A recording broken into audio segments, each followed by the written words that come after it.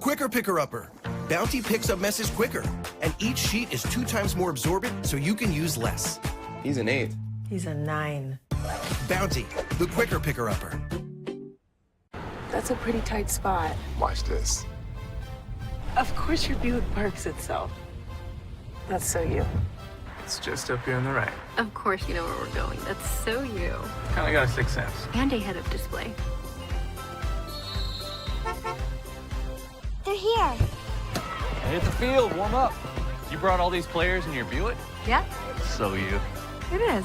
There's a Buick that fits your life, because at the heart of every Buick SUV is you.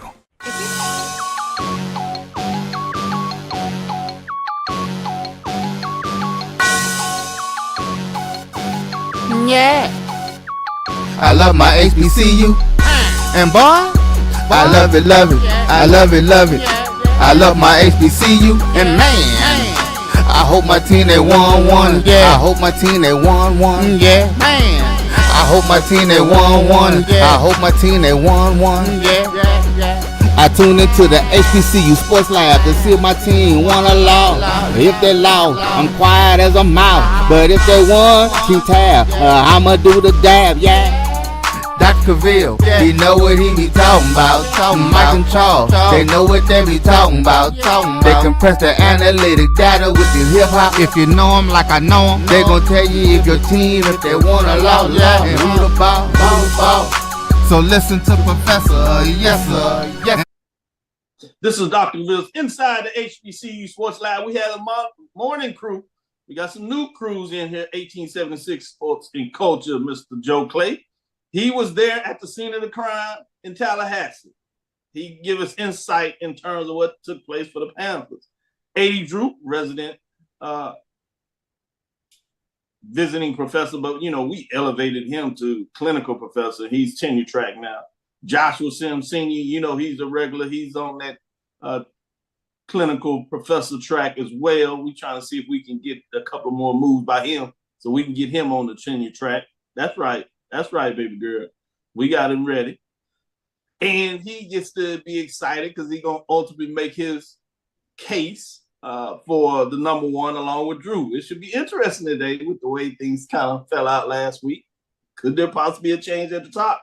We'll get into that further into the show. We'll talk about some of these key matchups. We'll talk about, I don't know if we used to have the MEAC-ish and, we have the SWAC-ish and now we got the SIAC-ish, I guess. I don't know. But Drew's going to give us the official name of what's going on in the SIAC because it all fell apart as well this weekend except for the team at the top. Can they hold on and continue what they do? But still, the second team that will play for the championship, it could get very interesting. Let's say that. Welcome to episode 454 of Inside the HBCU Sports Lab radio show and podcast. The show that's covering the sporting HBCU diaspora, all things HBCU sports from institutions large and small, from the NAIA to the NCAA. We share insights and information on the HBCU sports culture, HBCU athletic aesthetics to facilitate the story of HBCU athletic programs in the business of HBCU sports. I'm your host, Dr. Kenyatta Cavil, along with my co-host, Mike Washington, Charles Bishop, or maybe not. They're out on assignment. That's why we have Joe Clay with us. He's at the airport acting like Mike Washington. They do like to, how should I say this nicely? They have the same mindset when it comes to tomfoolery. Let's say it that way. Non-negotiable.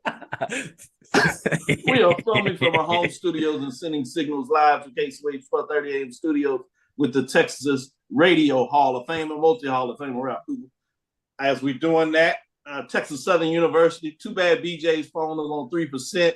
I'm sure as the chaos took place in Baton Rouge that he purposely left his charge with all the madness as he was shaking his head down there. But I certainly understand. We'll cover that too because Texas Southern, as I bring them up, man, you talking about finding a way to take victory away from the jaws of defeat. They actually did that. And it's twice this year. Joe, I'm going to make you smile. They did that against Prairie View. So, you got a little taste of victory. Yes, they did. Exactly. So with that being said, before we get in these scores, let me not be rude and ask you, AD Drew, how you doing this morning? The heart of a champion. FAMU handled their business. They took care of their end of the bargain, along with the Alabama State victory over Alabama A&M.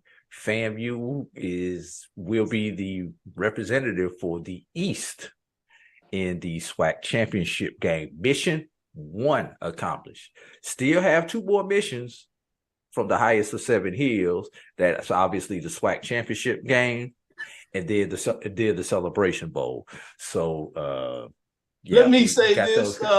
Here's a shout out to you, Cigar. That's for Roy, Brian, all those faithful rattlers out there. And I've already seen the memes with Barry and Prairie View and send them dead. That's correct. Joe, I'll be back to you because I'm going to do like you talk and learn well from Mike Washington, you know, whether you win or lose. Shots. Shout out. You won't get the cigar, but you'll get the shot. With that being said, let me go to Joshua Sims Seniors. As man, I don't know what to describe of what took place on Thursday. Have you ever seen a dead body? Have you ever seen a dead body? Well, let me take you to the scene of that crime. Yeah. You know what, Doc?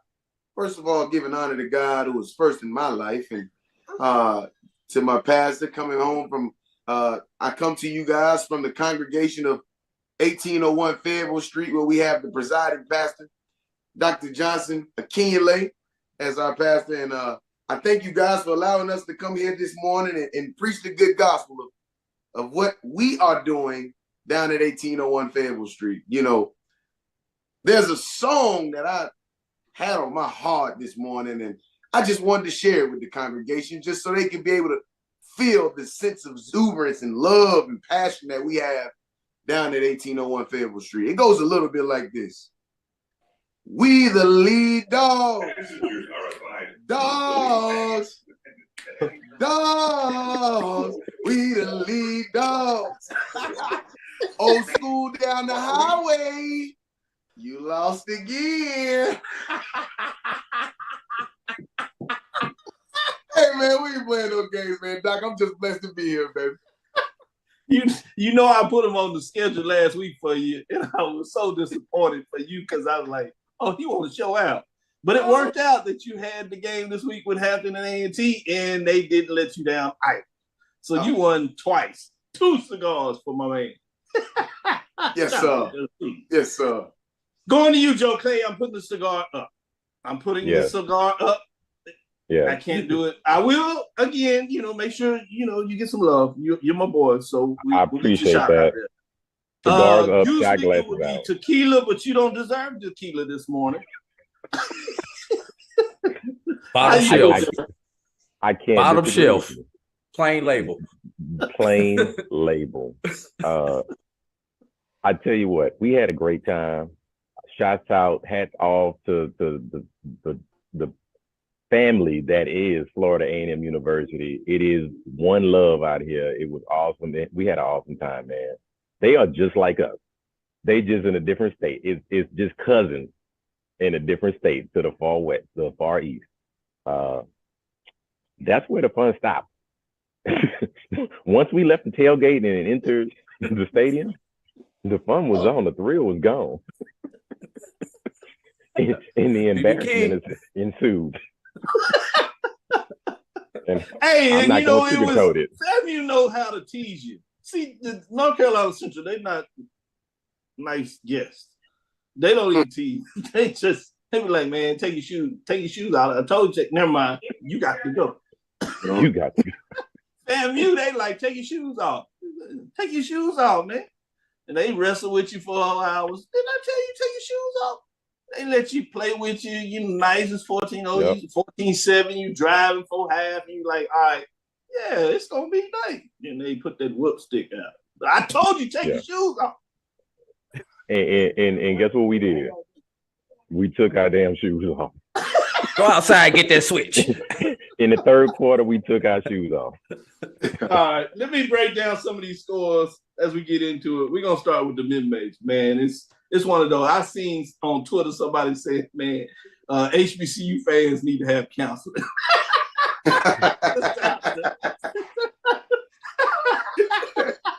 I say that is an accurate tweet. With that being said, let's get into our top 7. We'll actually look at it, the top 10, because this last weekend, Division II is going in there.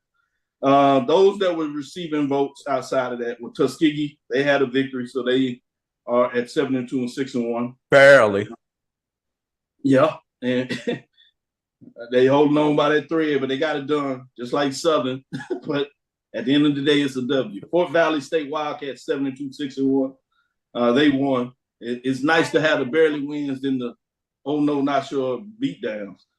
Johnson C. Smith Golden Bulls, they won. They improved to 6-3, 5-2. Great season in terms of what they get done. Only thing is Fayetteville State is not playing with anybody. Now, you talking about a cardiac kids that know how to win close games. They do that, and they have another one, and we'll get an example of that quickly. 2 teams in the top 7 in the mid division. Poll rankings lost. Started with number 7, Edward Waters Tigers lost to number 5, Allen Yellow Jackets. Wasn't even close. They fall to 5-4, 5-3 in terms of that matchup, 106 points. And number 6, Fayetteville State Broncos defeat the Shaw Bears 21-14. Another close contest, but guess what? If you don't understand by now, I don't know how to make you understand. The Broncos won. They increased their record to 7-2 overall and 7-0 in conference, as it looks like they will be in the position to play for the CIAA championship. But we don't know who it is, which is the excitement. At number 5, Allen Yellow Jackets defeat number 7, Edward Water Tigers 59-21. Just beat them down, as I said. 7-2. They improved on their magical season, 5-2 in the conference race, and they still have an outside chance in terms of finishing. They certainly can make a statement as they face Benedict, and you know where they are ranked, number 1 in terms of week number 8. At number 4, Virginia State Trojans, they defeat Lincoln, Pennsylvania Lions. We have some friends involved in this crime spree, but in line after Virginia State lost last week, they seemed to get personal, and they brought out the gats, the Uzis, whatever you want, the knives. They just 75-25. Where is the yellow tape? 8-1, 6-1. I'm not sure if it worked because they have this is some body parts everywhere. It was 8-1, 6-1 as Trojans prevail on the season, and they actually set up a winner-take-all matchup in Virginia that is perfect for that rival. We'll get to that shortly. And number 3, Miles Golden Bears, probably the shock of the weekend, certainly one of them. They lost to Albany State. Not the fact they lost to the Golden Rams, but they lost 48-7. Eddie Drew will get a little bit into that matchup. We have a rationale, at least, for what took place in that gruesome car wreck in terms of what took place there. It wasn't the driver's fault in many ways, but it was ugly in terms of what took place there. And number 2, Virginia Union Panthers defeat the Bluefield State Big Blue 57-12. The new guys to the block were treated to a beatdown and said, hey, get your game right if you're coming over here with us. 8-1, 6-1, that creates a matchup. Right now, that's 2-4, but you imagine Virginia State will move up to probably 3, if not higher than that. So you got a 2-3 matchup one way or the other. Both teams 8-1 overall, both teams 6-1 in the conference standing. The winner of that game will represent the North Division. When we get to Wednesday, Joshua, that will be officially the CIAA game of the week. Absolutely, without question. That's probably one of our easiest ones this year. Number 1, Benedict Tigers defeat Savannah State Tigers 38-17. While they have clinched essentially a seat in the championship game, it could get a little confusing in terms of, and depending how they do the tiebreakers, it could be odd. Somehow they might find their way outside looking in. It doesn't look like they're going to lose much of that, but so I guess in some ways why I say clinched, maybe not so fast. They are 9-0, 7-0, but we'll get into some scenarios that may get very intriguing as things go out the window. With that being said, As we get into our first break, we'll come back on the other side. We'll give you some updates from the major division and get these gentlemen's thoughts overall thus far as they kind of talk about these certain matchups. Stick with us after this first break. We'll come back on the other side, give you the major division and talk about what took place there, as if we have some clarity on that side as well. All pads are exactly the same. Think again. This is Always Ultra Thins reinvented with the Always Triple Protection System. This pad wicks gushes 90% faster, absorbs even more so you can feel dry, and locks odors in. Rethink your pad for up to 100% leak-free and odor-free comfort with the totally reinvented Always Ultra Thins. This is always like never before. Are you hungry for authentic Caribbean food like jerk chicken, oxtail, red snapper, shrimp, tofu, and rasta pasta? Well, find your way over to Mango's Caribbean Restaurant, 180 Auburn Avenue, right next to Royal Peacock in downtown Atlanta. Them belly full, but we hungry. Mango's Caribbean Restaurant, open daily from 11 a.m. to 10 p.m. And on Friday and Saturday, we're open till 4 a.m. Come to Mango's and put some spice in your life. So we've got a good thing going. Mango's Caribbean Restaurant, 180 Auburn Avenue, right next to Royal Peacock in downtown Atlanta. For more info or directions, call 404-698-3992 or log on to mangoscaribbeanrestaurant.com. For instant coupons, text MANGOS to 313131. Tell your mama hungry, papa hungry, brother hungry. Mango's Caribbean Restaurant, authentic Caribbean cuisines. Open up the door, tell your mama hungry. As technology continues to bring changes to the world of education, it's time we also reimagine teacher professional development. Gone are the days of one-size-fits-all learning that can only be accessed at a specific time and place. The Stride PD Center is an on-demand library of mobile-friendly courses that allow educators to learn anytime and anywhere. Our dynamic courses provide bite-sized learning and help educators advance their knowledge while also gaining professional development hours. The best professional development plans are those that include a level of flexibility and choice for educators. Whether you're a teacher, school, or district, visit us today to take charge of your learning. Compress the analytic data with your hip hop. If you know them like I know them, they gon' tell you if your team, if they want to loud, and who the ball, So listen to Professor, yes sir, and pay attention, cause he gon' teach a lesson. This is Dr. Cavil inside the HBCU Sports Lab. Let's get back to it. Thanks for all the lab listeners getting up with us this morning. And we understand if you need some counseling, we're here for you. We'll get your mind right. We'll get your soul back in gear, ready for next week as you go through it again. With that being said, let's look in the major division with those teams on the outside looking in. Alabama State Hornets got it done in the Magic City Classic. That's 2 in a row for the Hornets. A team that looked buried for dead is on a hot streak. They've won 3 in a row, playing some good football. 4-3 on the season, 3-2. Grambling State Tigers quietly won 4-4, 3-2, as they're back in the mix in that wild and wacky Western Division. We'll see what that looks like as the season proceeds. Yeah, Prairie View A&M Panthers, they fall to 3-5, 3-2. As crazy as it is, they're still in the mix, which seems to make no sense, but we'll figure that out as we go to Joe later in the show and get his thoughts in terms of what's taking place at Prairie View A&M University. The way he's shaking his head, that may not be good. One team lost in the top 7 this week. Everything else was pretty clear. Let's get into it. I told you about Alabama State. Well, they played number 7, Alabama A&M, and they lost to Alabama State Hornets 31-16. It was close early.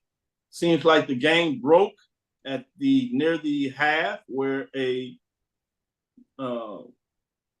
Hail Mary was caught in the end zone by number 1. Some argue as the best wide receiver in the SWAC, maybe in HBCU football in terms of what that looks like. Went and high pointed the ball where everybody around him got it done. And then coming out of half, you had a field goal that may have tied things up. It was blocked. Return for the touchdown. Katie barred the door. It was over, even though a late touchdown that may have made it a little more decent in terms of that was wrongly called an error. Respectable. Exactly. And number 6, Alcorn State Braves are quietly doing what they're supposed to in terms of the middle of their conference. They defeat Mississippi Valley State Delta Devils 24-3. They improved to 5-3 and 4-1. They're right in the race. With number 5, Southern Jaguars, Texas Southern Tigers, 23-17 overtime victory. This is the game that nobody saw that it was good. If you're a Texas Southern fan, that nobody saw, because you have a 17-7 lead with the ball driving into Southern territory, and life fell apart. Fumble return exchange, just bad exchange, falls and bounces perfectly to the incoming lineman for Southern. He returns it 39 yards for the touchdown, gives them life. They fight back, get a 53-yard field goal. You missed a 40-yard field goal in overtime, and they get the touchdown to win 23-17, 5-3, 4-1. So Southern is still in the race and sets up for a nice matchup as they get on the road to their rival in Mississippi. The Braves said, come on up here. We got a little payback. At number 4, Jackson State Tigers defeat UAP Golden Lions 40-14, 66-3, 4-2. Quietly as they continue just to chirp away and get it done in different facets. They make the news as the female kicker that we talked about that kicked the ball off. She actually got in the record books as she kicked 3 extra points and records becoming, at least in the current modern era, the first woman to kick a field goal at the HBCU level. Tennessee State Tigers defeat Lindenwood 43-20, 6-2, 2-1. As they roll and get a big victory. It wasn't as close as the score is. It's probably one of the better teams out there that nobody wants to watch, or at least in terms of their fans. At number 2, North Carolina Central Eagles defeat the South Carolina State Bulldogs 62-28. Again, I told you about this disaster, 71-2-0. I don't know why you would do Buddy Pugh like that. And the sad thing was, they didn't even try to make him look bad. I mean, it just happened. They pulled out folks. They did what you want to do to somebody that you respect, but it didn't help. It did not help. Lastly, Florida A&M Rattlers defeat Prairie View A&M Panthers 45-7. Because of that, I forced 1876 sports culture lead correspondent Joe Clay. I made him get on the show because he had to take a little bit of that medicine because I wasn't going to be the only one that had to do it. It's 71-6-0. We'll see. It'll be interesting as we get near the end of the show to talk about, again, FAMU, North Carolina Central. Who do you have number 1 in your poll rankings? I'm fascinated to see. Both programs have been ranked number 1. Obviously, in terms of top 25, Central is in that 10. You got to imagine that they're going to climb that. FAMU will get closer. If they can continue to roll, and there's indications that they can get it, obviously, you have the SWAC championship game in front of you. That's going to be interesting to see what it is, whether it's a rematch between Prairie View or Southern or New Kids on the Blocks, Grambling or Alcorn. They're probably looking to play in the best football at this point. See what that looks like. You have that matchup that could have 3-0 teams versus Howard in Washington, D.C. Can have a little consternation. I don't think Joshua sees that as an issue. And if you watch anything that Howard did yesterday, you probably don't either. With that being said, I'm just setting it up. I'm the media guy. I know how to set up matchup. We got to. Hey, Doc, I'm with you. I'm with you, dog. Hey, I'm with you, dog. But part of me just can't help. You could literally have 2 top 10 FCS programs. That's what I'm talking in the Celebration Bowl with 1 loss. Both of their losses to FBS programs. One coming in essentially at 11-1, the other one coming in at 10-1. Number 1 and fighting for the pole position all year long.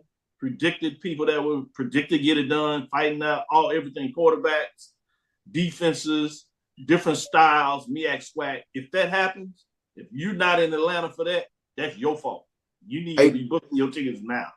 Hey, Doc, one quick thing to add to this. I need everybody to understand the severity of this and how important this is. This will be the first time, and I get it. We still got some weeks to play a ball. We still got football to be played, ladies and gentlemen. So don't get me twisted. Do not misconstrue that I'm saying that this is what the end all be all is. We still got ball to play. And I can tell you right now, as far as on our side of the street, we still got somebody that we got to send a message through that our guys are not satisfied. They are more motivated for what's going to happen. It's homecoming this week at 1801 Fayetteville Street. Then we got somebody we got to go send a message to the entire country through that following week and then we got to finish up senior day. So we still got a lot of meat, still a lot of food still on the table. We still got a lot of stuff we still got to accomplish. But for the first time, there's an opportunity, there's a chance for the first time, and I don't know what's going to happen, for there to be a top 10 matchup. You talk about branding this thing of ours, making this the premier, preeminent, big-time college football HBCU. You can't get no bigger than this. And I know I've been on my soapbox all week about everybody saying that we need to step aside and go to the MVFC Invitational, also known as the FCS playoffs. Man, we ain't got time for that. North Carolina Central has beaten 8 teams from 4 different non-HBC, from 4 different non-conference, from 4 different conferences in the last 2 seasons. We've shown you that we can beat teams from outside of the MEAC. We've shown you we can beat teams outside of the SWAC. We've beaten all them teams in conferences that y'all say, that the world say got the value. We've beaten them already. And so we want the opportunity to continue to keep building this thing. This is a beautiful thing that we have that was Black founded, Black created for us, for our institutions. It's played on ABC, national television, and if you pay attention, they want what we got. This is an opportunity for us. And that's all I had to say, Doc. I wanted to add to this because I don't want to hear no more Black people, especially if you went to an HBCU. I don't want to hear no more Black people even mention North Carolina Central needing to go to the FCS playoffs. Please stop that. I'm telling you, as a North Carolina Central graduate, a 3rd-generation Eagle, my parents went there, my grandparents went there, me and my wife went there. We don't want to go to the MVFC play invitation. We tired of it. All right, anybody trying to go play in the cold to lose money, to have to play out, man, we're not doing that. We've already shown you we can beat them type of schools. All right, and if they want to see us, tell them to call our AD and tell them to come to Durham because we ain't got no more respect for them than we do for our own schools. They got to come to Durham, and if they want to come to Durham to play against us, then come on. We got room on our schedule 2026, 2027. Tell them to come see us first. We're not going to them. School down the highway. I love it. I love it. I love it. If I can jump on that right. As the politicians have started with the hot tea. AD Drew, go ahead. Give your retort already this morning. What are your thoughts? Look, there's absolutely nothing that I can do to counter that argument that Josh has put out. It's a very compelling argument. We're not going to get into the who's number one stuff because the way this thing is going, it don't matter what Josh and I say right now. This thing is going to be decided on the field. I just want to add 2 things. Number one, the Twitter trolls were out again talking about we need to merge and have one strong HBCU conference. Stop it, y'all. Stop it. We do not need to have one strong HBCU conference. We need to have our 2 separate conferences, bring them together. Did you just hear the passion in Josh's voice? Defending not only his institution, but his conference. That's why we need to have those 2 strong conferences. You get a Dr. Cavil, a Joe Clay, or anybody else who has that those SWAC hours. They have that same passion. So, and y'all, it's beyond football. Yeah, for football, you can rationalize it for football. I can't rationalize that for other sport, however you want to say it, but for football. And last thing, if Florida A&M and North Carolina Central should be in the Celebration Bowl, this will probably be the first time in the Celebration Bowl era that the pundits got it right back in July and said the 2 teams that were going to be in the Celebration Bowl both actually get there. That is, that's significant, and that's a shout out to both those coaches, those programs, and everything else for actually being able to live up to expectations should that happen. Great point. Joe, did you want to get in here on this one? Yeah, I got to jump on some of that too. I was on Facebook and some other pages earlier and listening to a reading Tennessee State fans complain about their lack of fan support and how Eddie George has been saying fan support. Well, maybe if they played teams who their fans wanted to see them play against, then they may go out and watch their games. But when they're not playing a FAMU, a Prairie View, a Grambling, a Southern, Nobody wants to see them play Kennesaw State and all these Tennessee Martin. Yeah, Linwood. They want to see us play us in a situation and environment that was made for us and by us. So cut it out with this money pit that is the playoff system. It ain't for us. We don't want it. We cashing checks around here in the SWAC and the MEAC. Let's get it. Celebration Bowl all day. I love it. Point well taken. And as Drew said, I put the numbers out there and said, you're talking about a money-losing proposition. Not just the playoffs, but talking about combining the conferences. That means that you're going to remove your basketball playoff. Which is your money, Baker. NCAA money, which is 1.6 going up to $2 million. So that's gone if you combine. Because now you're talking about going from 2 bids to 1. So you're out. You're talking about losing the Celebration Bowl, which is another $2 million gone in terms of that. And even if somehow they keep it and you play somebody else, that's still $1 million gone. So you're talking about championship games and things of that nature. So you're already talking about $2.5 million. Then somebody came back and said combining the OVC, Big South, MEAC, and SWAC. I said, oh, that's just even worse. You're just throwing more money down the drain. So you're right. I'm glad that you all expressed that and got that off there. We'll take our next break, come back on the other side, and get into some of these matchups. Great commentary. I know we kind of went in a different direction, but it was important that this leaders, in terms of this space, put it on the table and let people know how we feel. We'll be right back after this next break. The Cavil Group is a Florida-based marketing and training consulting firm. We help businesses communicate to their target audience and engage them in conversation. We also help to expand their audiences, which will ultimately result in growth for those organizations.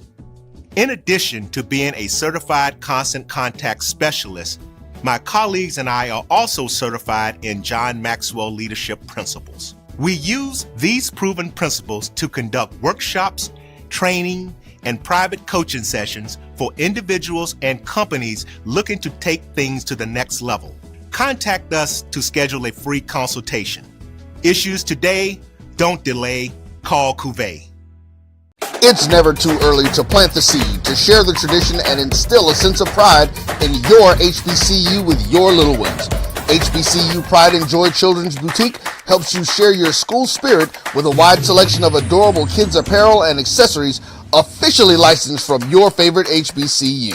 Visit hbcupridejoy.com and follow us on all social media at HBCU Pride Joy on Facebook and Twitter. You see, Head & Shoulders has Scalp Shield technology, protects against flakes even between washes. It's never not working. Kind of like us. We're never not working. Number 15? That's my rub. Ooh, nice. Never not working. Never, ever, never, ever not working. Welcome, everybody, to Juneau, Alaska. I don't like this one. Me neither. Let's get out of here. Dandruff protection that's never not working. Head & Shoulders Scalp Shield technology. From novice to aficionado, find yourself here. High quality cigars plus personal customer service. Slow Burn is Waco's only mobile cigar lounge, featuring a meticulous, curated collection of premium cigars. Visit our website, www.slowburnwaco.com. That's www.slowburnwaco.com. Compress the analytic data with your hip hop. If you know them like I know them, they gon' tell you if your team, if they wanna law, and who the ball. So listen to Professor, yes sir, and pay attention, cause he gon' teach a lesson. He pointed at his FAMU flag. This is Dr. Ville's inside the HBCU Sports Lab. Oh yeah, AD Drew is recognizing the flag, boy. It's gonna be a lot of painful week, man. You go to work with all them rattlers out here. I already got them texting me, sending me stuff. I got to go to work with one of them. Thankfully, I'm traveling this week to a conference, so it can't be every day. With that being said, oh, never mind. I forget that one of the guys that I'm on the project with is a FAMU folks that we're presenting with. So yeah, it is. Oh God. First matchup is out of the SIAC, Blywood, South Carolina, Westwood High School. Homecoming was A&M Football Classic, AME. Let me get that straight. Football Classic this past weekend. And the number 5 Allen Yellow Jackets improved to 7-2, 5-2, defeating the number 7 Edward Tigers 5-4, 5-3, 59-21. 80 Drew, what were your thoughts in terms of this matchup? You told us all year long the Yellow Jackets are for real. We now believe. Yeah, Yellow Jackets are for real. They came out and pretty much laid it on Edward Waters early scoring often. But you never thought Edward Waters was truly out of the game, because we have seen this story so many times before this season where a team has gone up on Edward Waters, actually the last 2 seasons, and Edward Waters fights back to have an opportunity in one of the last drives of the game, if not the last drive and the last play of the game, to tie or to take the lead in a particular game. Not so today, not so yesterday, Dr. Cavil, that Edward Waters could not get it done. We know David Wright right now is one of the leading candidates for SIAC Player of the Year. He has shown throughout this season multiple times why he is one of those leading candidates, and why last year, if he would have been healthy, he would have been up there in everybody's coming out of everybody's mouth last year. So I'm really looking forward. Benedict, don't sleep on this Allen team next week. Even though you are at home, this is just which side of town are we playing this game on. Don't sleep on Allen this year, because you have this thing already sewn up. I wouldn't necessarily call it a trap game, but it's damn sure a game of interest if you are an SIAC fan. Well said, well said. Let's get out of this living and go to the independent marketplace. Lakeland, Florida, Victory Field at the mid-major level. Yeah, number 15 Florida Memorial Lions. They get a little get back in the conference of the Sun Conference, that is.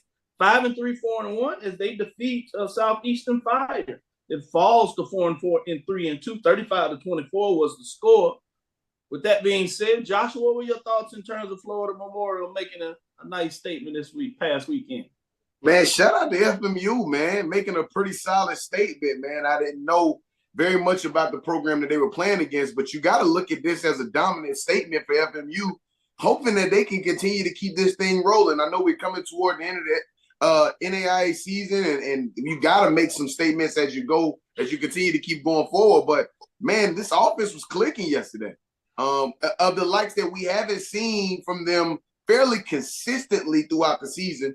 I'm glad to see Florida Memorial be able to get ahead of the chains yesterday. Really kind of set some great opportunities from first down and time of possession. So I got to give FMU their kudos on this one, man. I want to see what this ends up beating and turning into for them. Obviously, the season is almost at the end, but as they continue to grow as a program, you hope that this is the type of consistency that they can kind of create and recreate as they go into the offseason and get ready for next season. It'll be interesting to balance them new kids on the block with Langston at the NIA level and see who finishes the best between the two in terms of some of our better NIA football programs. Langston was making a move and won like 4 or 5 in a row. Had a tough loss with the team that is leading in the Sooner Athletic Conference this last weekend. So they were about 14-15. It'll be interesting to see what that looks like. Drew, I know you wanted to get a quick statement in on Florida Memorial. Yeah, I'm going to just make this quick. It's a bad day when your team only gets 376 yards of total offense and you still win. So I'm just trying to put that into perspective for Florida Memorial, because this team is constantly put up multiple times this season, put up over 500 yards. So 376 and a W, I'll take that any day over 500 in the L. Let me stay with you, Joshua, on the CIAA. Number 4 Virginia State Trojans, and they put a whooping on Lincoln, Pennsylvania Lions. Let me set this up. the Lions were making a move. They were looking to have their first win of the season. They were 4-4 late in the season, which was unheard of for them. But it gives you an idea of just the gap. They're playing good football, but Virginia State is playing great football outside of that letdown they seem to have last weekend. And obviously, you got to give credit where credit is due. But Virginia State Trojans, they set up a great match that we talked about earlier. But they increased to 8-1, 6-1. They defeat Lincoln, Pennsylvania, which I had ranked overall at 13. That falls to 4-5, 3-4, 75-25. Joshua, this is your coach, my previous coach, Dr. Henry Frazier III. We knew he would bounce back, but it looked like he made sure the team understood that this is not acceptable around here. Yeah, this was absolutely a bounce back. And to your point about Lincoln, man, Lincoln was 2 weeks out. 2 weeks ago, they were 2 weeks and 2 wins away from making it to Salem. The problem is that they ran into the roadblock that is Virginia Union and Virginia State in those 2 weeks. And Virginia Union and Virginia State absolutely made it clear that there's levels to this in the CIAA. But let's be honest about this, Doc. Kamani Clark, in my opinion, this year has been the most consistent player on offense in the CIAA this season. He didn't have a magnificent day yesterday. He scored early, didn't score again the rest of the game. But then you got to give kudos to Jordan Davis. Jordan Davis has been the balancing figure of that Virginia State offense this entire season. Quarterback with Virginia State, the quarterback room has had ups and downs and all of this other stuff. And you kind of wonder which position group will be the balancing figure for that offense. Well, intra Jordan Davis. Yesterday, goes for 13 of 20, didn't have to pass the ball a lot, for 272 yards and 4 passing touchdowns. 4 of them. That is significant, knowing that they're going into, without a shadow of a doubt, the biggest game of the season, the biggest matchup of the CIAA season altogether against their rival, Virginia Union, this weekend in VA. And if it wasn't homecoming, that's exactly where I would be at this weekend.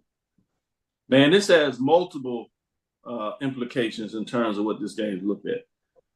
In terms of how the team played, obviously CIAA championship is on the line. You have playoff is on the line, seeding in terms of whether you get into the playoffs.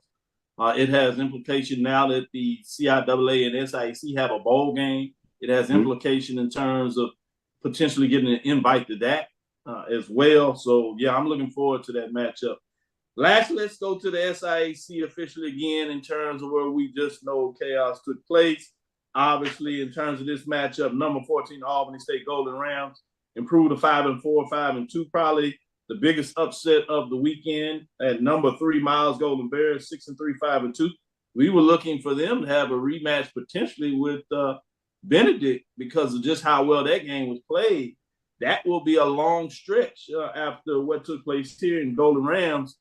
Finally make the statement for the coach up there in regards to the program that he wants to build as they win 48-7. Drew, talk about this matchup here. Wait a minute, Doc. Hold up. Before I start talking about this, I picked up somebody on my camera phone for my house. Looked like it might be the sheriff getting ready to serve me a subpoena for witnessing that slaughter on yesterday. They want me to testify about it. You saw that from the camera. I like that one, Drew. Hey, that was clever, Drew. I like that one, dog. I was like, oh, Lord, what Drew going through? The first time we see somebody get locked up on the show. No. I was only a witness. I didn't participate. But seriously though, this game was actually over before it actually even got started. I was at the game yesterday. Miles won the toss, elected to receive. And on the opening drive, I believe it was on a 3rd down run, if I go back into my head correctly. Clyde Peter rushed up the middle, got the first down, but he took a shot, and the person next to me who had binoculars on the play was like, ooh, As soon as he said it, you see players down. They down for a minute. A lot of times you think the wind gets knocked out of them or something along those lines. But he was down a little bit longer. For lack of a better word, his bell was severely rung on that play, and that was the last that we saw of Edwin Klein, Peter, on the day. Cameron Ivory came in, was not able to finish off that drive. Miles wound up punting the ball. Albany State went down. They got a field goal on the subsequent drive. Couple other flipping of the field. They go down, they get a touchdown. But then Miles looks like they have life. They score a touchdown. I believe they cut the score to 10-7 at that point in time. And then after that, not only did they open up a can of whoop, they opened up a whole pallet of whoop, scoring 38 unanswered points on the Golden Bears. Found out later that Golden Bears were down. Not only did you lose your quarterback in the game, but you lost a couple of other. You had a couple other key players who did not even suit up for this particular game with some new starters. So, there was defensively is where it looks like they were hurting with Miles, as secondary gave up a lot of big plays against the Golden Rams. So it was ugly, but it creates, we can call it SIAC-ish, SIAC-iotic, as I like to call it, because it's creating a lot of potential chaos opportunities that we'll try to break down as much as we can. But let me go ahead and warn everybody, before we start breaking this stuff down, you may want to go get you a bottle of Tylenol, because this stuff will give you a headache trying to figure this stuff out now. All right, we'll do that quickly as we get prepared to take our next break. There are 6 teams that are essentially still in the mix this past weekend. Let me give a bit of love. Edward Waters, great season, but they fall in terms of the conference race to 5-3. So that basically puts them out. They did have a winning record in conference play. They had a Magical City. That loss basically put them out. But you have Albany State at 5-2, Miles at 5-2, Allen at 5-2, Fort Valley at 6-1, Tuskegee at 6-1. You have the matchup between Benedict and Allen, so Allen can create their own chaos. They can get the victory. You potentially have Benedict falling to 7-1. Tuskegee and Fort Valley, if they win, that means you have 3 teams at 7-1, and you have to figure out the tiebreaker there. The most easy tiebreaker is head-to-head. That's always official on the books. We don't have the official head-to-head tiebreakers, but usually after that, what you find out is common opponents, since everybody didn't play each other. So neither one of those teams paid each other, so then you have to go to some other tiebreaker. We won't get into that because we don't have it in front of us. You also have the matchup if Benedict wins. That means you go to Tuskegee and Fort Valley that are both sitting at 6-1. The interesting thing about this, everybody's going to be like, well, Tuskegee beat Fort Valley, so if they win, they're in. Not so fast. That was not a conference game in terms of the conference standing. So you don't have a head-to-head matchup in conference play between those schools. So usually what you go to now is common opponents.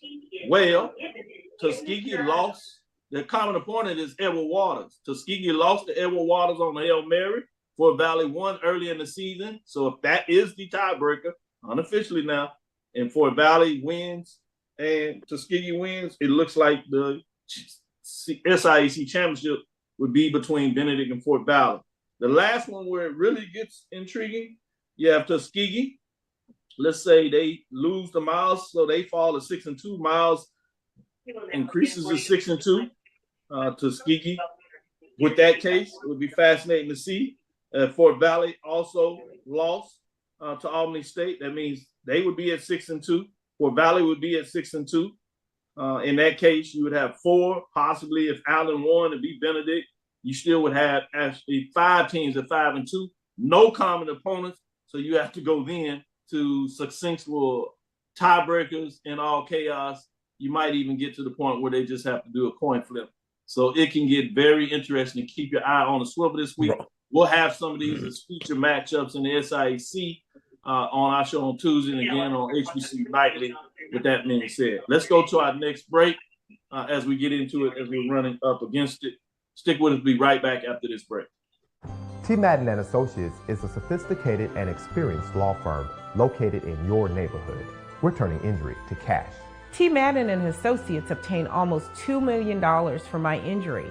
They turned my injury to cash. Now, we can't guarantee how much your injury is worth, but we've recovered millions for our clients. Call T. Madden and Associates at 833-PAID-123. That's 833-PAID-123.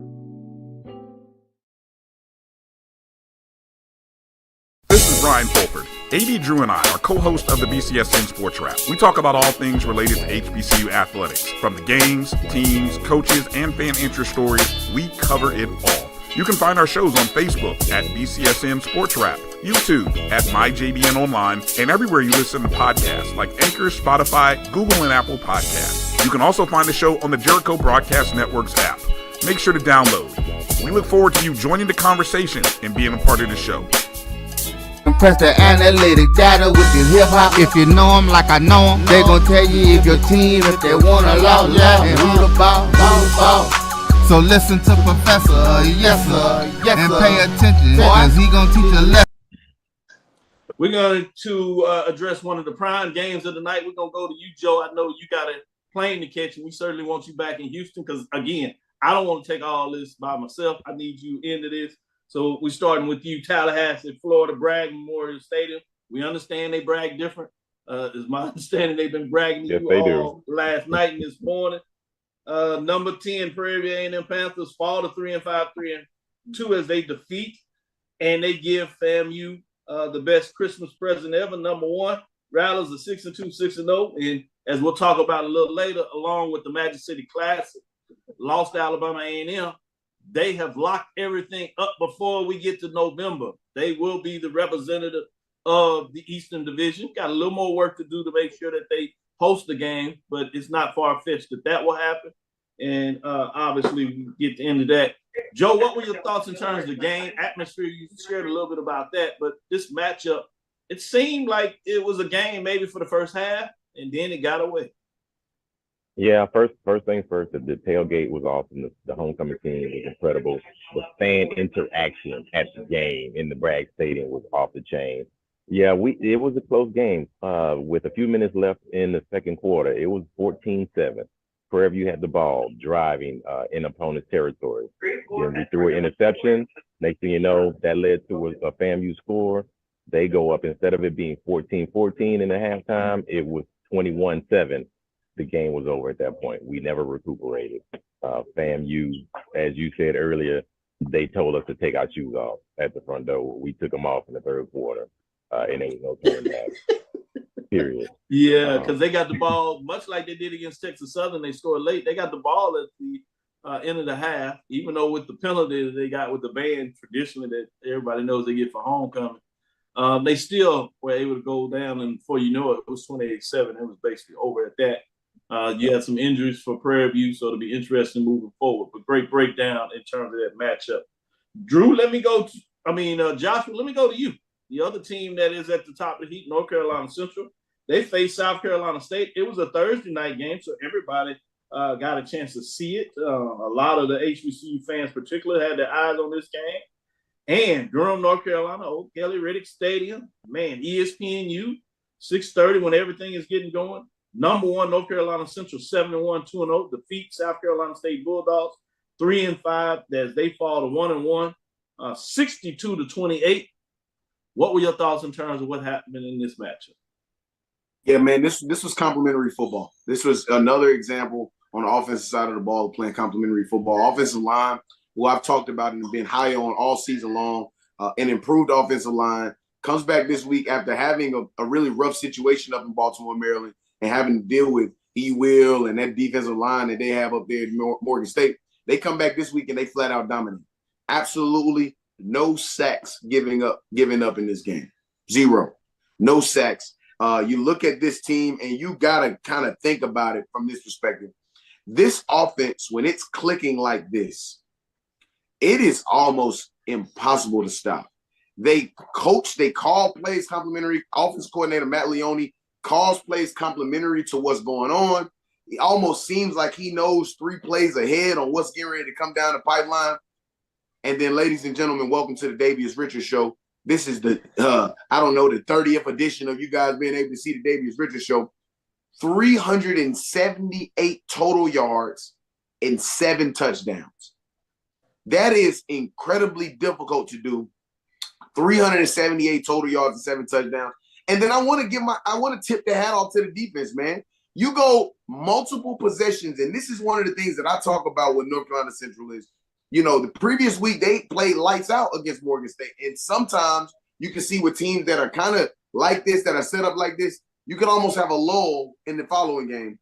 You look at this defense, and though they gave up 28, really 21 of this 28 was on the defense kind of given situations, one of which was a bad situation as far as for us having been pinned. But you look at the defense, and you got to say, when you can string together multiple possessions, because our offense clearly was on the ball, on the field a lot, forced fumbles, interceptions to the crib. I mean, you look at all of this stuff, and you got to say this is complimentary football. And the scary part is that North Carolina Central still hasn't put together 60 minutes of full football yet. Haven't put together a full 60 minutes of football, and that's scary. That's crazy. You talked about his total yards. Passing, he was efficient, 18 to 27, 352 yards, 5 touchdowns. Did have the interception. Total 7, meaning he had 2 rushing. It was incredible to watch what he got done in that matchup. Big ups to what that looked like.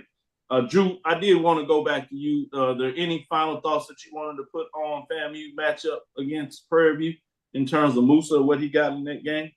Or did you want to move on to?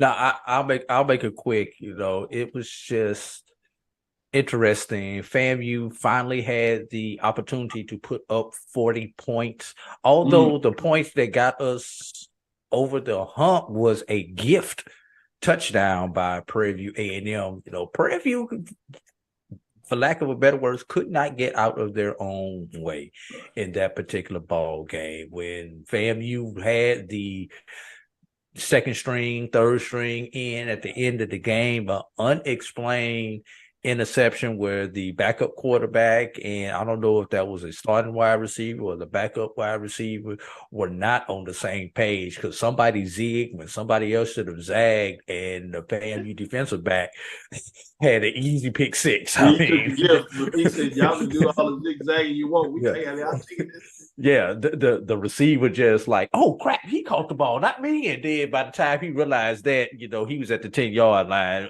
3 more steps, it looked like, and he was in the end zone. So it was it was ugly. It was a total domination. Who had the best win of the week? Wow. FAMU beat the team that was in number 1 place, in the first place in the opposite division. Central essentially took care of expectations and beat South Carolina State. So when you guys get out there to vote, who had the best win of the week against the better competition? You know where I'm leaning at on this one. You got, and if you want to throw Tennessee State into it, you know, who the hell is Lindenwood? Be Lindenwood, man. Exactly. So this is between me and you, Drew. Don't bring them into it. It's between exactly. Somebody gonna do it. They transitioning. Lindenwood is transition with Division 2, so it says a lot there. All right, voters, I'm off of voters. We set just to keep in your mind when you guys are doing your ballot. We set a record for most points scored against the MEAC opponent this week, against a former national champion. Okay, just keep that in mind. Wait, Josh, just answer me one question before we move on. What did Buddy do to y'all for y'all to do him like that when this man get ready to go to the house, man? Y'all you want to know the truth? Y'all don't have to beat that man like that. You want to know the truth, Drew? You want to know the truth, Drew? Yes. We hadn't beat him, and 2, Buddy was being just a little too nice in them darn press conferences the last few years, and they was getting on my nerves. I tried to do my own rendition of it on HBCU Nightly on Wednesday, and everybody saw through my bull. Everybody saw through my bull. So I just think that we were tired of him playing that nice thing and then coming out and kicking our teeth in. So it was just time for us to return the favor. Jared Musa, 14 to 25, 272, 3 touchdowns. Did have the interception. It didn't cost him as his team got the interception, and he came back and put up a touchdown before the half to make up for it. With that being said, let's get to this Magic City Classic, Drew. Birmingham, Alabama, Legion Field Magic City Classic. Number 8, Alabama State improves to 4-3, 3-2, and defeat number 7, Alabama A&M Bulldogs that fall to 4-4, 2-3, 31-16. Didn't get that magical ending that we're used to as they separated. Defensive showdown in a lot of ways. Credit to the Alabama State. Much like you've seen with Morgan State, I'm not sure that the Eagles are going to see a much better defense than they seen 2 weeks ago against Morgan State. Alabama State is making their argument of what they do on the defensive side of the ball in terms of, particularly in this matchup, and what they did against Jackson State a couple of weeks ago. But what are your thoughts on what took place? Kudos to Eddie Robinson as he got the victory 2 years in a row in the Magic City Classic. And how many years has Eddie Robinson coached Alabama State? 2. Okay, do the math. I'm just gonna leave that right there. You know, when I was at the Miles Albany State game, somebody asked me, "Where are the Miles fans at? They normally travel better than this." I'm like, "Bro, do you know what weekend this is? All the people from Birmingham in Birmingham, man, they stayed home for the Magic City. They wasn't getting on the road to watch Miles. All the people here are mamas. He had at home to have to spend the extra money to go on the road. Yeah." And, you know, only people here was mamas. I don't even think the girlfriends came on this road trip because they was at home playing around in Birmingham also. But getting back to the game at hand, 69,000 was the attendance there at Legion Field, stadium that holds just shy of 72,000. So damn near at capacity there. So we have a new leader in the clubhouse when it comes to HBCU attendance, Nashville, Tennessee. But the big key in this game was essentially a Hail Mary at the end of I believe it was the second quarter with a 47-yard touchdown toss to Keyshawn Johnson that put Alabama State back ahead of Alabama A&M and gave them a 17-14 lead going into the half. Then the next turning point was the block 6 on the field goal attempt in the third quarter. And honestly, after that block 6, although mathematically Alabama A&M was still in the game, you just kind of felt like this was Alabama State's to win. Long as they didn't do anything stupid to put Alabama A&M back into the game, they were going to do it. And that's exactly what they did. And then Alabama A&M got a 2-run home run to make it respect. I'm sorry, that was a safety at the end of the game. No, wrong sport.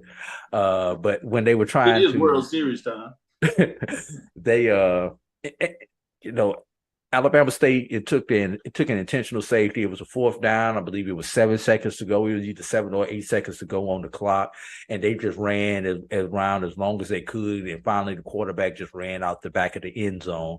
Thank God for all of those who like to bet on expectations, that 2 points did not go down as a bad beat, because that was the first thing I did when I text Brian.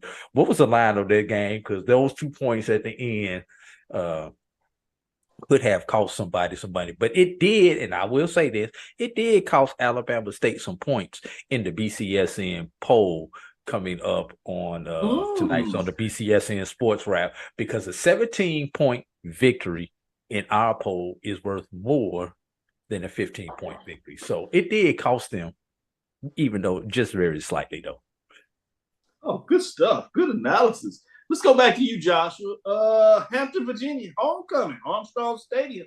This was the Colonial Athletic Association, now named the Coastal Athletic Association, CIA, matchup between the 2 HBCU programs, one public, one private, one in Virginia, one in North Carolina. Hampton, the Pirates, got the best of it. They improved to 4-4 on the season as they fall to 2-3 to defeat North Carolina State Aggies. They fall to 1-7 at 0-5 in this Coastal Athletic Association, formerly known as the Colonial. and they fall 26-24. Obviously, HBCU Nightly, the bet was set early. Would North Carolina State, and that's A&T State Aggies, have more wins than Morgan Bears against Coastal Athletic Association? And this is the game that was going to go a long way in determining that. Joshua Sims, give us some insights. In the affectionate, expressions of my brother, my dear brother, who is not here on the show today, one of the co-hosts of this show, Charles Bishop. He often just does that in this glare, and I love it when he does that. Listen, man, I hate to go down the highway like I hate lint in my eye, like I hate rocking the shoe, but I must be judicious, right? I must be judicious and say they found a passing offense yesterday. They found a passing offense yesterday.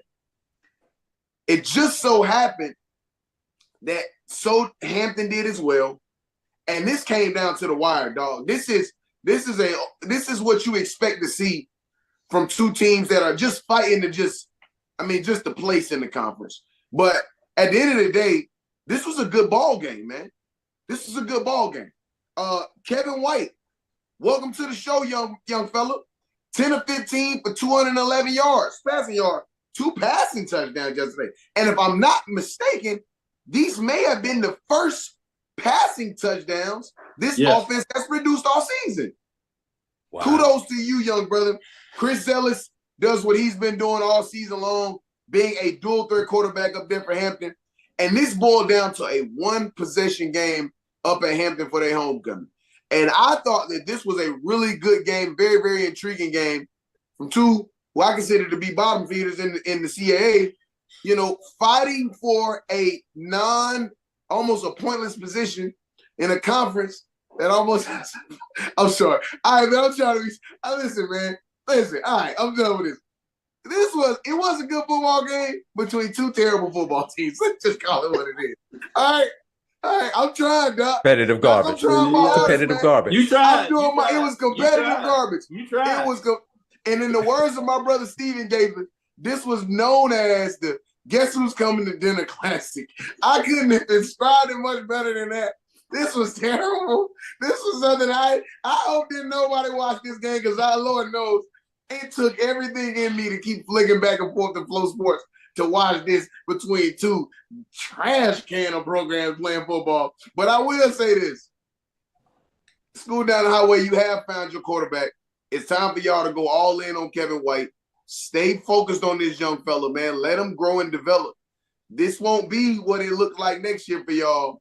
It's going to look similar, but it ain't going to look like the same. All right? So kudos to y'all. I know y'all got that thing y'all call a homecoming going on this week. So, yeah, kudos to y'all. Don't lose homecoming. How about that? Don't lose homecoming. Yeah, that was a breakdown as you talked about Hampton. You gave a shout out to A&T and their quarterback, Christopher Zellis, as you talked about, dual threat, 11 of 19, 198 yards, 2 touchdowns.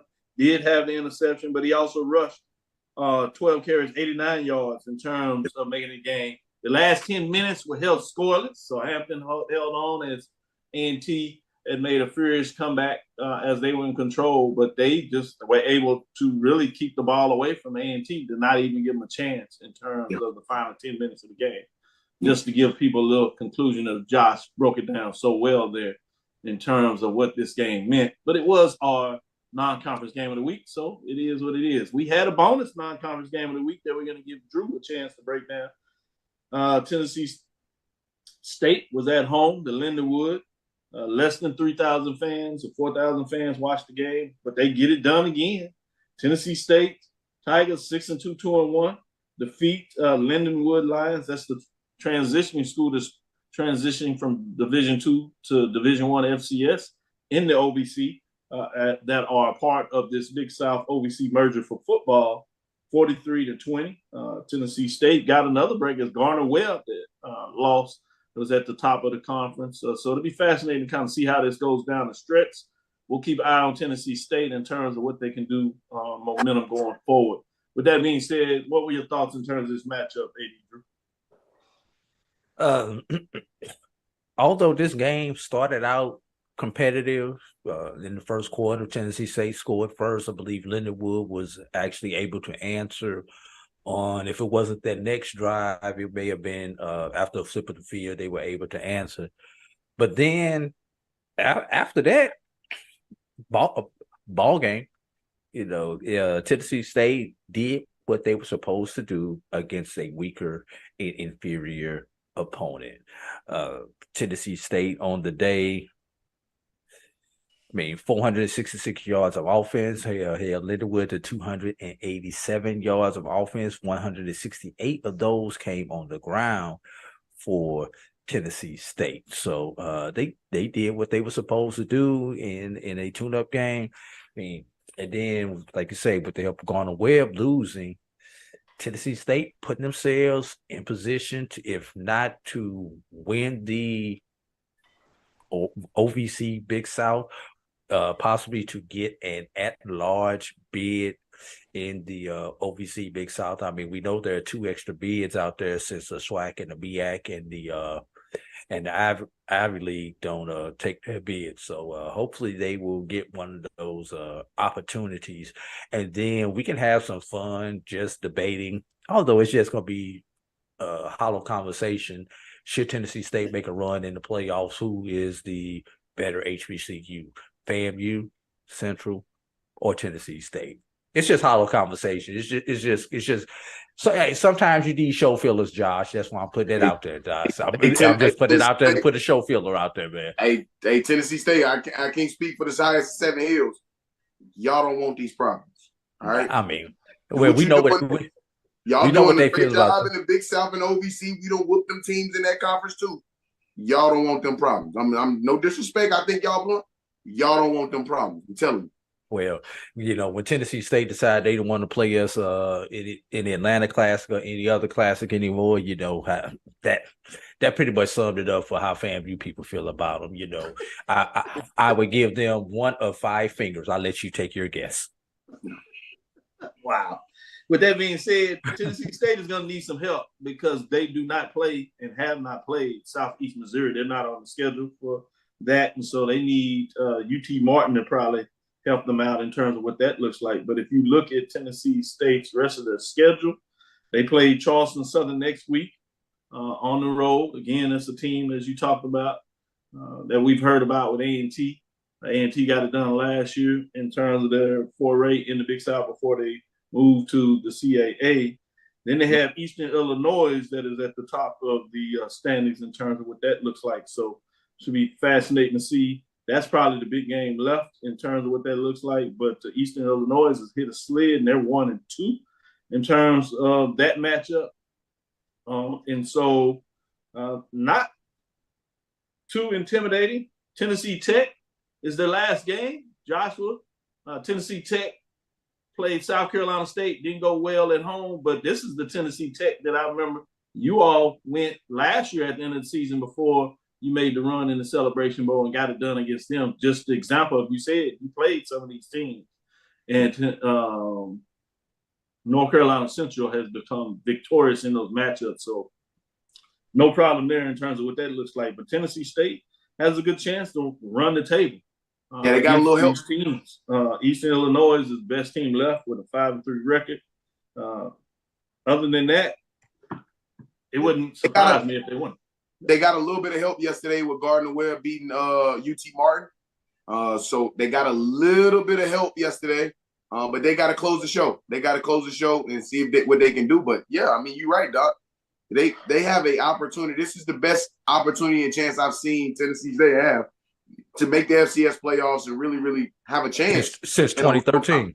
Yeah. 2013. Team That's years. Correct. Decade. Well, let me close out on this, BJ. I'll just give the update. Baton Rouge, Louisiana, A.W. Mumford Stadium.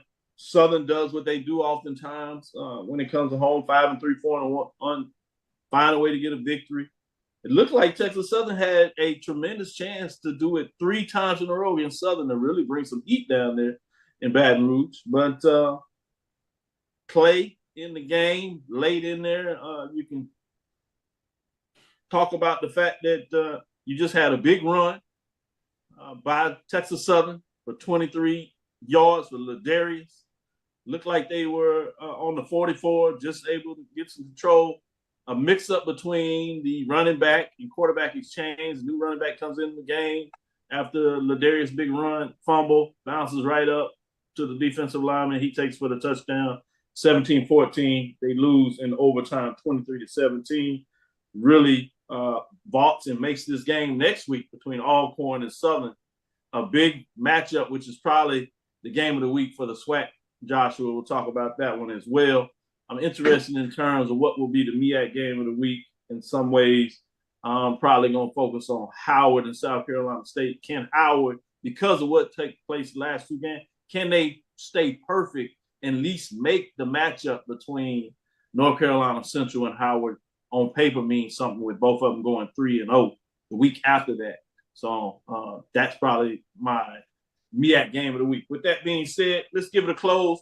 Appreciate y'all holding down the show and giving some great information and dialogue about a tremendous week of football. Everything is going down in the SIAC in regards to chaos, but a big matchup in the CIAA between the Virginia schools. That's Virginia Union, Virginia State. Obviously, a big matchup in the SWAC West with Southern and Alcorn State. Is fascinating. The East is sewn up, literally, as we told you, by FAMU. Congratulations. You got to play for home field advantage. But they want to stay perfect because they want to create the matchup that everybody want to see. They want to play at home, so they need to keep winning. And so it'll be interesting because you do have, particularly if it's the Braves, because they don't have the matchup. So it'll be interesting in terms of the tiebreaker, which probably still goes in favor of FAMU because they are the highest ranked team.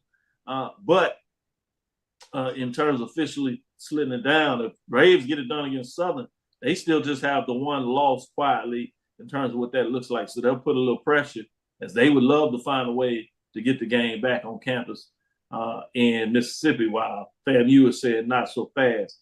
So we have some good football to see play out the last couple of weeks, and we'll be here to give it to you leading up to it, and then certainly on the following Sundays to give you a closure, let you know what took place on Saturday. Kudos to everybody. With that being said, just wanted to say thank you for watching. As we get into close, any final thoughts, Josh? No, I just wanted to give another shout out to Fayetteville State, man. I think this was 6 in a row, CIAA South champ. Is this 6 in a row, 5 in a row? Drew, correct me if I'm wrong on this. I think they won the CIAA South. I think Fayetteville State has won the CIAA. This is 6. South This is 6 to knowledge. Yes. Y'all, that is impressive. That's crazy. Yes. Great point. I'm glad you shouted out. Much love to Fayetteville State getting it done.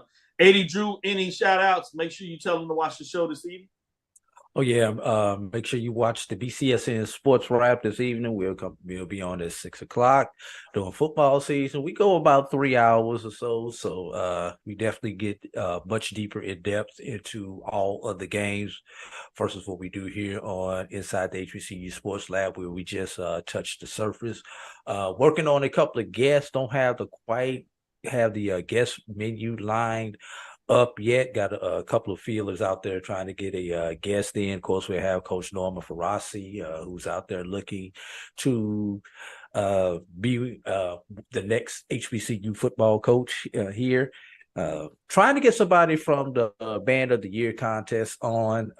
Just haven't confirmed that person will actually be on tonight. And of course, we have the new BCSN rankings. And one last thing. While we're starting to look towards the SWAC championship game, the last 5 SWAC champions have come out of the East. Just something to keep in mind. No, I think that's an excellent point. And Charles would love it, because when we first started talking about with the expansion, everybody was looking west. And they were correct in terms of how depth it was, but in terms of domination has been in the East. And you are both correct in terms of looking at that. Thank you for listening to Inside the HBCU Sports Lab. Make sure you share our podcast with your friends and colleagues. And shout out to Joshua and the MEAC fans at HBCU Nightly, because they'll quickly told you, but it's all been fodder for the Celebration Bowl and the MEAC in terms of their dominance. I am Dr. Kenyatta, Cavil, the Dean of HBCU Sports. coming from inside the lab in the college HBCU sports with Mike Washington and Charles Bishop. I'm just fair about it. But look what we got in store for you if it works out, Joshua. Man. If we can't join them, we beat them, we take them away. We're going to bring them back to the table and see if we can get a MEAC team to be the MEAC team that's now a SWAC team. How you like that? With two other members of the X's and O's crew, BJ Jones, curator of the HBCU Weekly, Joshua Sims Sr., curator of the HBCU Nightly, because we certainly make sure y'all know that FAMU and Bethune-Cookman are squarely members of the SWAC. Again, we want to thank you for listening to Dr. Mills Inside the HBCU Sports Lab with Mike Washington, Charles Bishop, every Tuesday and Thursday at 6 o'clock Central Standard Time, Sunday at 9 Central Standard Time, and that 6 o'clock was Eastern in terms of AD Drew Brown with Sports Rap, Brown and AD with Sports Rap, 6 o'clock Eastern, 5 o'clock Central. Follow me, Dr. Kenyatta Cavil, Twitter, Facebook, and Instagram, DrKenyattacavil, Inside the HBCU Sports Lab 1 on Twitter. Facebook and YouTube is Inside the HBCU Sports Lab. Make sure you download my BC and my JBN. We got a lot of new stuff on the ranking coming for you and a lot of good updates. Obviously, check us out because we give you weekly some of those great games out of the SIAC that we take to you directly that you can check on YouTube at our BCSN.